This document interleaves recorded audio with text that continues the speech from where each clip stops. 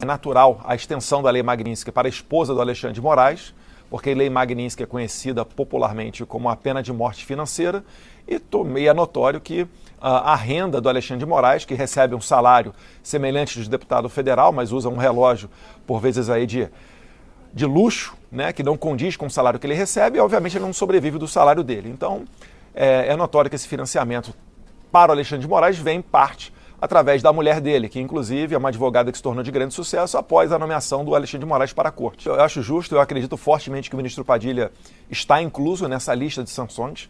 Eu vejo o secretário Rubio muito, como é que pode dizer, muito sereno na maneira como ele compartimenta a informação e ele não solta listas, etc.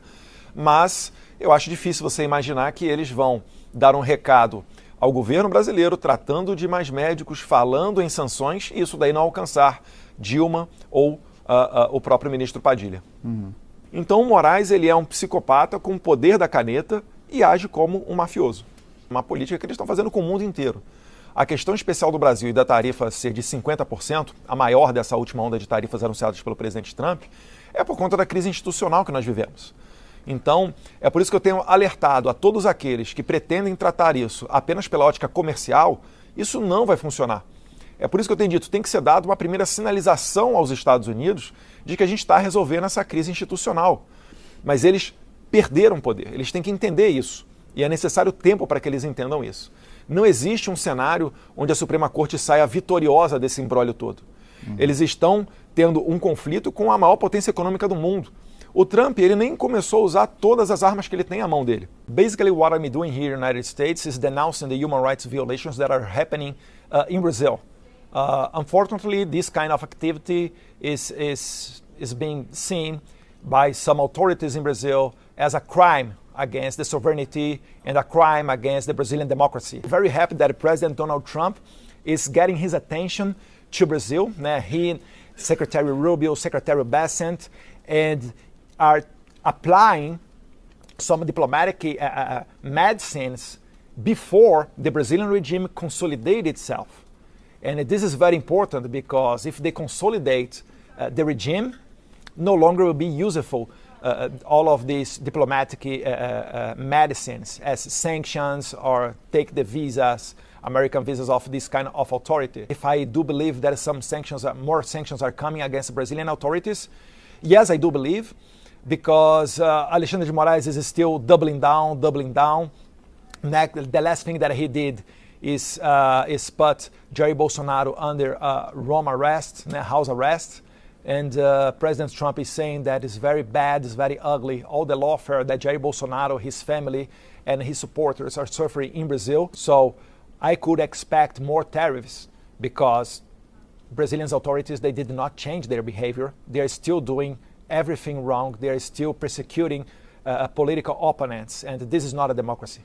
But it's a madness you believe that you are going all the time talking things against President Trump, like Lula said, like a new Trump administration would be the new face of Nazism, and then you'll be received with a red carpet here in Washington, D.C. This is insane.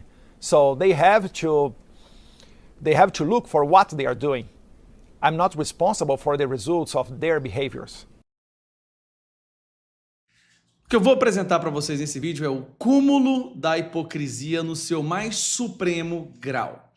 Barroso está tendo dias horríveis, talvez até piores do que o Alexandre de Moraes. Teve que ver a sua filha sair dos Estados Unidos, ter que ver o seu filho voltar para o Brasil, abandonar os Estados Unidos, sendo que ele morava lá. O filho do Barroso, com menos de 20 anos, era só um diretor do BTG Pactual.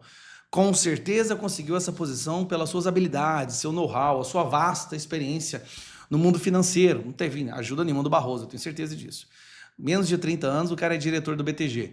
Morava em Nova York e agora foi obrigado a ter que pedir para outra pessoa ir até a sua casa para pegar os seus bens pessoais e trazer para o Brasil, porque ele achou melhor nem tentar entrar lá novamente. Mas vamos lá. O Barroso sempre se posicionou como um grande lutador pelo fim da desigualdade social. Barroso, que é um dos mais políticos, talvez, dos ministros do STF, adora dar discursos, viajar pelo mundo, autor do Perdeu o Mané e derrotamos o bolsonarismo, tem também algumas pérolas, algumas preciosidades que foram proferidas por ele. Presidente do STF defende combate às desigualdades. Barroso deu aula magna na Faculdade de Direito da UFRJ.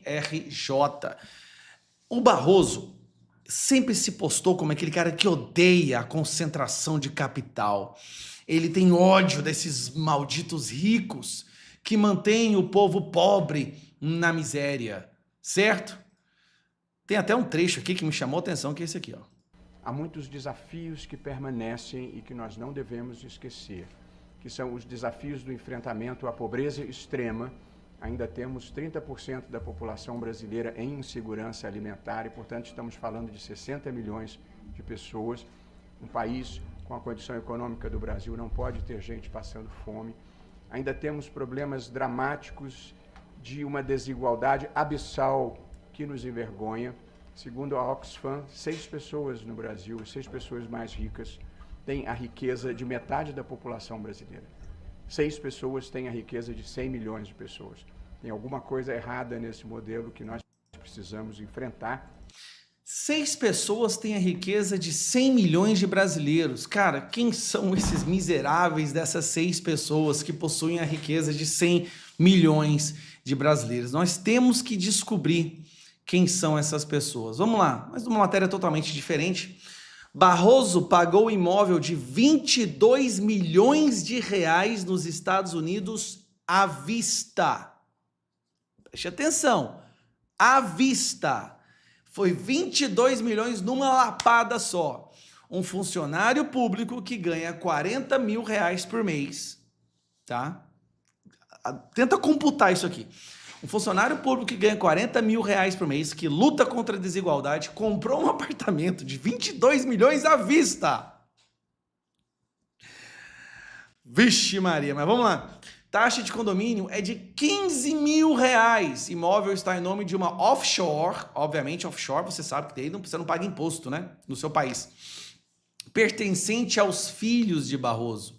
Lembrando, um desses filhos do Barroso é um garoto de menos de 30 anos, um garoto que é diretor do BTG Pactual e mora em Nova York.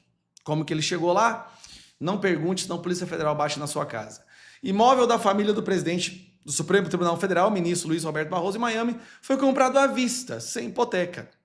A propriedade fica na ilha de Key Biscayne e está avaliada em 4,1 milhões de dólares, o equivalente a 22 milhões de reais. A informação consta em documento público no condado de Miami-Dade, consultados pela coluna com a ajuda de uma especialista local. O imóvel está registrado no nome de uma empresa offshore chamada Telub Florida LLC. O nome da firma é formada pelas sílabas iniciais dos membros da família do ministro. A compra foi feita ainda na planta, antes da chegada do Barroso ao STF, em junho de 2013. Mas o trâmite burocrático foi concluído em 2014, quando ele já estava na corte. Segundo mostra a papelada, o imóvel foi adquirido diretamente do empreiteiro que construiu o edifício, o bilionário argentino Eduardo Constantini. Então nós estamos falando de uma pessoa que luta contra a desigualdade, que odeia os mais ricos, mas provavelmente faz parte dos mais ricos do Brasil. Como que funciona? Eu já vi muita hipocrisia na minha vida. Só que essa aqui, ela supera todas. Porque ele tenta mudar toda a estrutura do nosso país. Age politicamente, dissolvendo o Congresso na sua suposta luta contra a desigualdade. Mas ele é um dos principais agentes dessa desigualdade, já que ele concentra tanta riqueza.